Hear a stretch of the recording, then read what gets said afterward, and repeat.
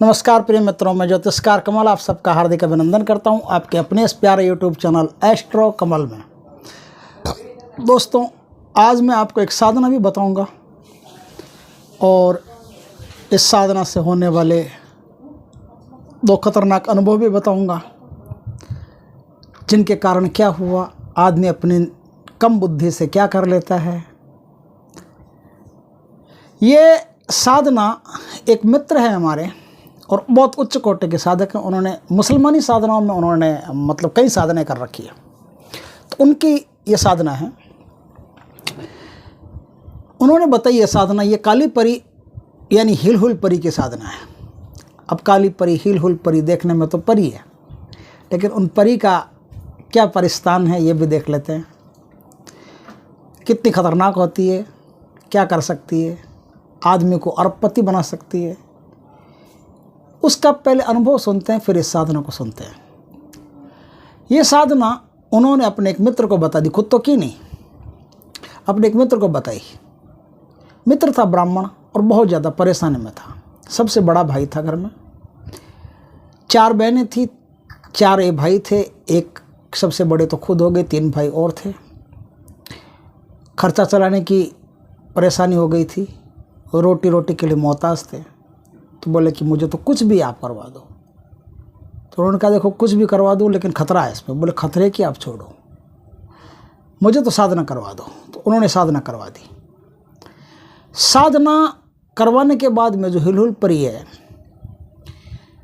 वो बोली कि देखो मुझे पत्नी के रूप में रखना पड़ेगा और मुझे हमेशा अपने साथ रखना पड़ेगा। बोले हाँ, मैं आपको अपने साथ रखूँगा और पत्नी की तरह रखूँगा। बोले दूसरी किसी भी औरत की तरफ देखना मुझे बर्दाश्त नहीं होगा। बोले किसी भी औरत की तरफ नहीं देखूँगा, सिर्फ आपकी तरफ देखूँगा। उसने सोचा कि एक आदमी में भट्टी में अगर झोंका जाता हूँ और पूरा परिवार सुखी हो जाता तो क्या तकलीफ है। तो उसने शर्त डाल दी थी कि देखो मेरा पूरा परिवार से आपको कोई लेना देना नहीं है, किसी को कोई परेशान नहीं करोगे कभी। बोले नहीं, कोई परेशान नहीं करो। बोले जो भी बात होगी आप मुझसे करोगे, परिवार में किसी को भी कोई आने नहीं पहुंचोगे। पहले वादा ले लिया। बोले हाँ, कोई आने नहीं पहुंचाऊंगी। तो मुझे पत्नी बना लो, अपने साथ ले चलो। वो पत्नी बना के अपने साथ ले आए।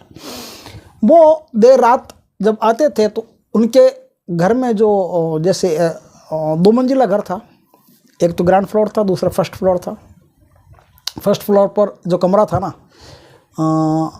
फर्स्ट फ्लोर पर जो कमरा था उसका ऊपर से नीचे उतरने के 2 रास्ते थे। एक तो घर के अंदर से था, एक घर के बाहर से था। उसने आते ही पहले जैसे नई बहू आती है और दीवार खड़ी करवाती है, तो उसने कहा कि देखो ये जो दरवाज़ा है, दरवाज़ा बंद करवाओ।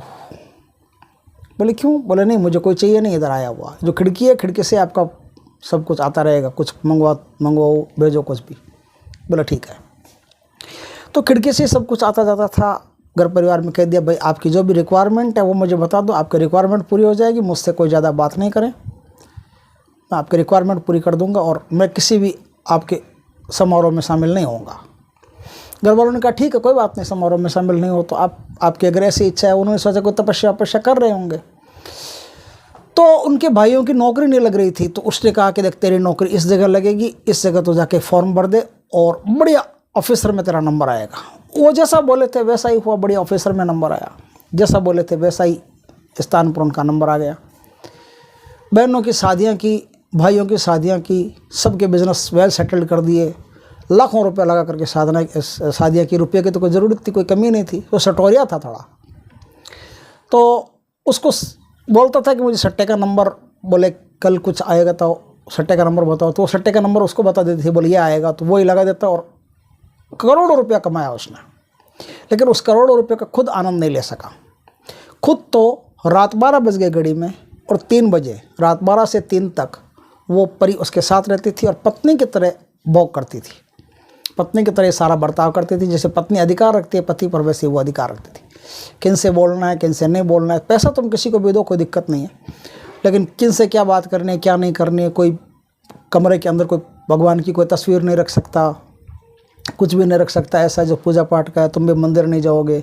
वो मंदिर पहले जाया करता था, सब छुड़वा दिया उससे। बोले मंदिर कहीं नहीं जाओगे। बोले ठीक है, जैसा आप कहेंगे वैसा करेंगे। तो उसने मंदिर जाना सब छोड़ दिया और उसने करीब काफ़ी समय तक उसके साथ रही, 6 साल तक उसके साथ रही। 6 साल में उसको लाल कर दिया एकदम पैसे से। अब जो उनके घर की जो दूसरे नंबर की बहू थी, मतलब छोटे भाई की बहू थी, उसको परेशानी हो गई। उसने कहा कि ये भैया शादी क्यों नहीं कर रहे हैं, अपने पास इतना पैसा है, सब कुछ है, सब वेल सेटल्ड है, कोई चीज़ की कमी नहीं है, भैया शादी क्यों नहीं कर रहे हैं। तो उसने क्या है कि सर्चिंग शुरू कर दी कि भैया कोई ना कोई गड़बड़ है, कोई भूतनी पिशाच इनके साथ है, इसके कारण शादी नहीं कर रहे हैं। तो उसने कहीं सुन लिया था कि भाई गीता का ऐसे रख दो, और जैसे तकिए के नीचे गीता छुपा करके रख दो, और कोई जो तुलसी की माला है वो रख दो, आप ऐसा कर दो वैसा कर दो। तो उसने एक दिन कमरे की चाबी बना करके नकली और कमरे के अंदर घुस करके सब सेट कर दिया। तो वो कमरे के अंदर आए, हम कमरे के अंदर आए तो आज तो गए, लेकिन अब देखा कि तुलसी की माला वाला है, ये सब प्रॉब्लम है। देवी आई रात को, बोली ये क्या है, बोली क्या है, बोली ये मैं उठा करके फेंक देता हूँ, मैं तो तुम्हें चाहता हूँ, तुम्हें पसंद करता हूँ, इतनी खूबसूरत कि देखो तो देखते रह जाओ। उसको देख लिया तो फिर दूसरी कोई लड़की पसंद भी नहीं आती है संसार में, इतनी खूबसूरत। तो बोले मैं तो तुम्हें चाहता हूँ। बोले मेरे चाहने से क्या होता है, ये सब तुम्हारे कमरे में हुआ कैसे। तो माला वाला सब अलग रख दी, कमरे के बाहर ले जा करके रख दी, लेकिन फिर भी वो बोल रही थी कि अब मैं तुम्हारे कमरे में नहीं आ सकती और अब मैं तुमको देख लूँगी। बोले बात क्या है, बोले बात कुछ नहीं, अब मैं तुमको देख लूँगी, ऐसा बोल करके निकल गई, पूरी बात भी नहीं बताई। उसने सोचा यार सब कुछ तो निकाल दिया, अब इसको प्रॉब्लम क्या हो रही है। सो गया उस रात। दूसरी रात अपना गद्दा वद्दा तकिया वकिया जो झड़काया तो देखा कि गीता निकली है। उसने सोचा अरे यार गीता निकली है। गीता वो अपने मुंह से बोल नहीं सकती कि गीता है, गीता का उच्चारण नहीं कर सकती। तो बोले कि गीता है, अच्छा। तो उसने क्या किया कि गीता को बाहर रख दिया, सोचा आ जाएगी। तो दूसरी रात वो आई और आकर के और बोले कि अब तेरा मेरा इस संसार में इतना ही काम है, चलो मेरे साथ। ऐसा कह के उसकी आत्मा को निकाल करके अपने साथ ले गई, गला घोंट के मार दिया। वो आदमी उस दिन उस रात को मर गया। लेकिन क्या होता है कि ड्रैकुला किसी को काट लेता है तो वो भी ड्रैकुला बन जाता है।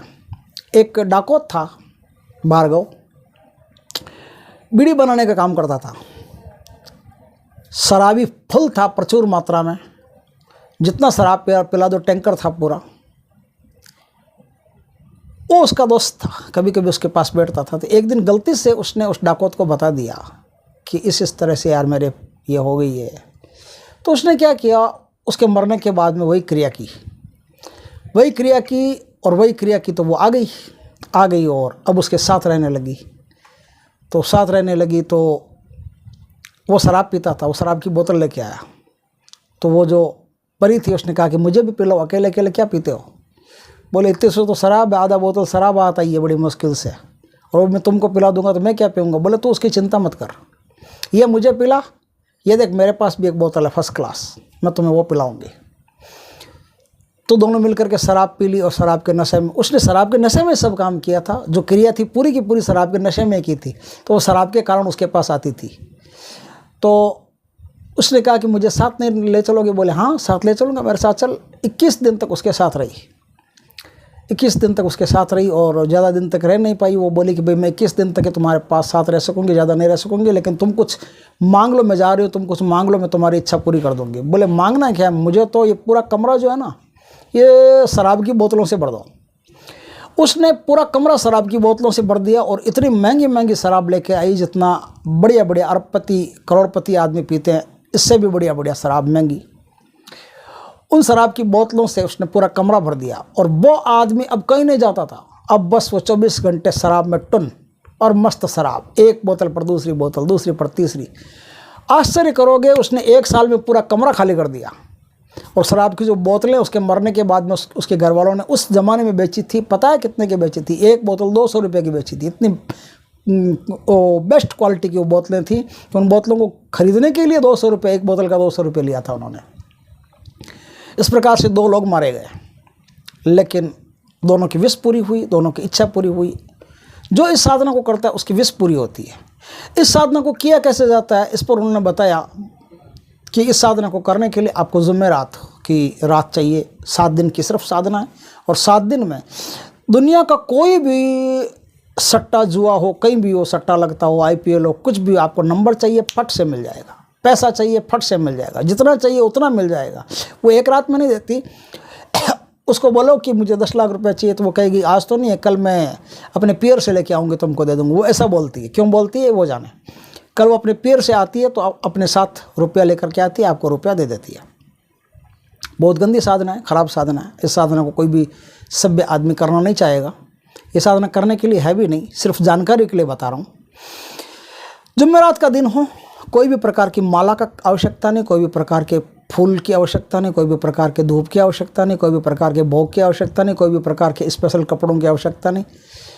किधर भी मुँह रखो, कोई भी टेंशन नहीं।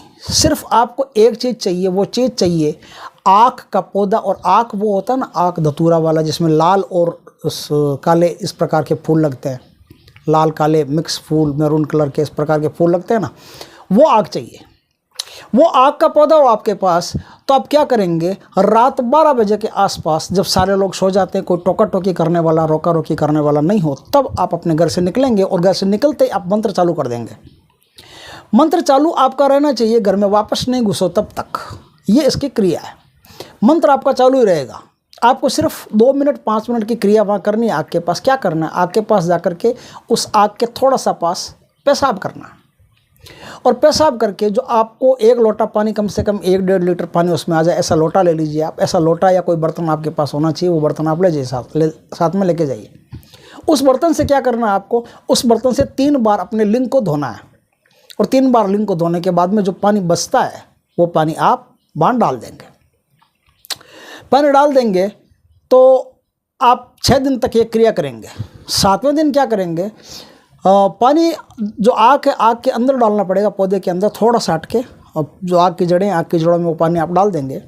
6 दिन ये क्रिया करेंगे। 7वें दिन आप लेके जाएंगे, लिंग धो लेंगे, लेकिन पानी आप आग के अंदर नहीं डालेंगे। और अपना जो कपड़ा है उसको ठीक करके, मान लो जैसे वापस मुड़ेंगे, तो मुड़ने के साथ ही वो आपसे कहेगी, किधर जा रहा है, किस लिए जा रहा है, यहाँ आया है तो बात कर, यहाँ आया है तो मुझे पत्नी बना, यहाँ आया है तो मुझे काम का सुख दे। तो वहीं वो आपसे काम के सुख का भोग शुरू कर लेगी। अब वो बोलेगी आपके घर जाना है तो आपके घर भी जाएगी और आपके साथ पत्नी की तरह रहेगी। आप अकेले रहने चाहिए। अगर किसी स्त्री ने आपको उस दौरान छू लिया या ज़्यादा बातचीत कर ली तो इस स्त्री को नुकसान हो सकता है। इस प्रकार से वो आपके घर में रहेगी और आप जो भी उससे मांगोगे वो तुरंत ला करके आपको देगी। 1 साल, 1.5 साल, 2 साल वो आपके साथ रहेगी आराम से।